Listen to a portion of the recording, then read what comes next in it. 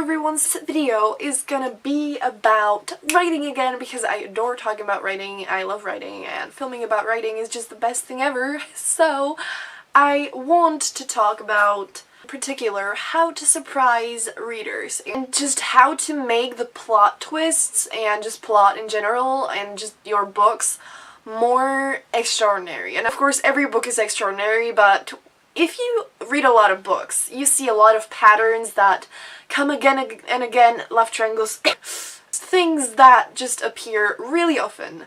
And I want to give you tips on how to do like something other than that, how to just come up with a plot that's more interesting and different, and that's just gonna really surprise readers because they're not used to seeing that pattern in other books, or at least it doesn't happen often, so they don't really expect it.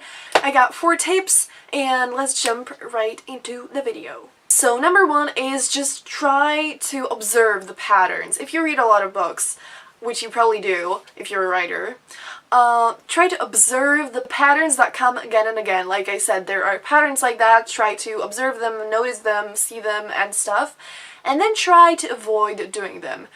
Either try to not do it at all, or try to change it up a little bit. Like, you know, just try to come up with something that's gonna like twist it up a little bit, you know, because like if, for example, like something that appears all of the time is like a love triangle, 2 guys, 1 girl, all the time, like you've seen it before.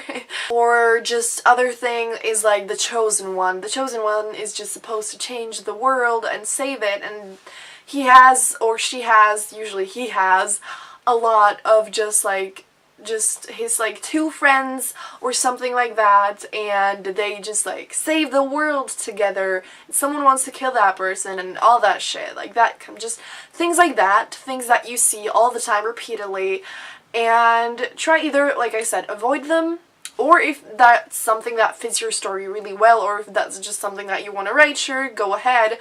But if you want to surprise the reader, try to just change it up. Maybe instead of having a chosen one, you can, like, you know, write it from the point of view of like a friend of the chosen one or something. Like, try to find something to make it different. Number 2 is break the rules and experiment. I love this one. I do this one even like unintentionally. It's just what I do.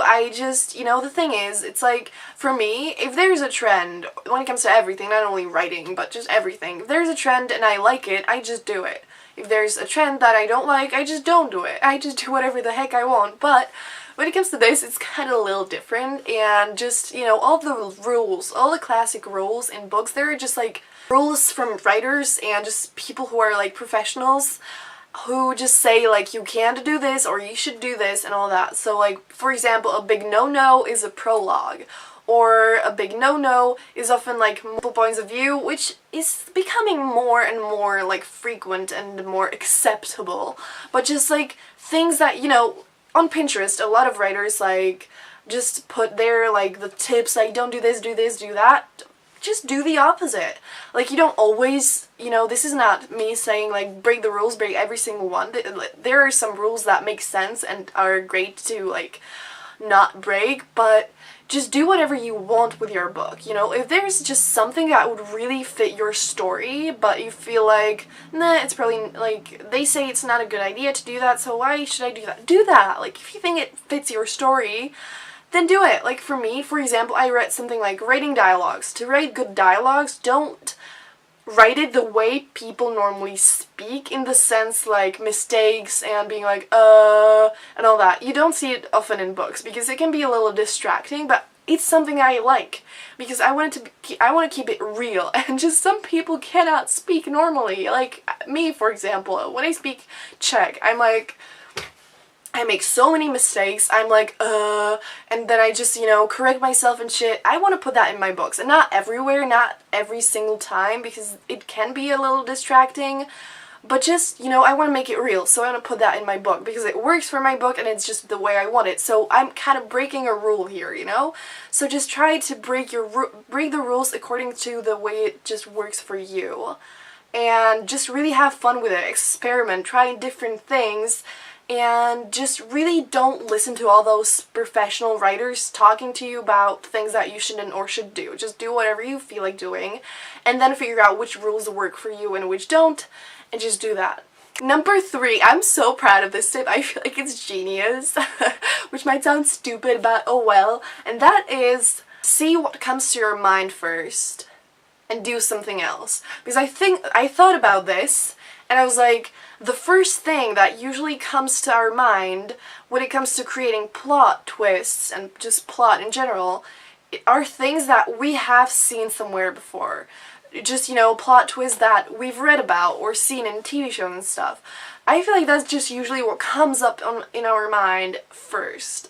So if that's the case, try not to do it. Like, if it's something like genius and you're like, oh my gosh, that'd be so awesome for this story, then do it. But usually it's something that really like appears really often. It's common and just not really fun and interesting. It's not going to surprise the reader, which we don't want. We want to surprise the reader, so try to avoid that. But if it's a good plot twist, it's just, if it's used a lot, it's not really going to surprise the reader. So try to keep thinking more about it, and then you're probably slowly going to come up with things that are more extraordinary, because like the things that don't come up on your mind immediately are things that you normally don't see. Last but not least, it's kind of like what I've talked about. All of these tips are a little similar, but it's just do the opposite of what's normally done. And again, all of these tips are like only if it works for your story and it's just in general, and you don't have to do an extreme of it. But if you do the opposite of what's normally done, it's gonna be really extraordinary, and it's gonna be something that people do not expect at all. Like, you know, like the Chosen Ones example. If the character, like, this is coming up more frequently now, but like, so it's probably not the best example, but just like, the Chosen One is normally the one who's gonna save the world, who's gonna survive everything, and who's just always able to do something immediately, but try doing the opposite of that. Like, either just not have a Chosen One, but you can have a Chosen One. But he can either, I'm not saying he should die or something, I'm just saying, like, you know, he could struggle a lot, he could, like, be nearly killed all the time, and he could just be, like, unable to save the world alone, at least. Well, usually, like, the heroes don't save it alone, but just, like, you know, they always can, like, fight really well immediately. Like, Harry Potter, he learned to, like, the progress he made it super fast. So try to make the character struggle much more. Or just, you know, that's just one example, but just really try to do the opposite, because if you do the opposite of what people normally expect, they're not gonna see it coming at all, which is what we want, so it's totally brilliant to do that, you know? So I hope all these tips make sense, I hope it helped you guys. Let me know if you like my writing videos, and if you have any requests, leave them down below. And yeah, that's gonna be it for this video. I love talking about writing, so really, like, just give this video a thumbs up if you like my writing videos, and tell me if you want me to talk about something else next. And that's gonna be it for this video. Have a brilliant day and see you next video. Bye!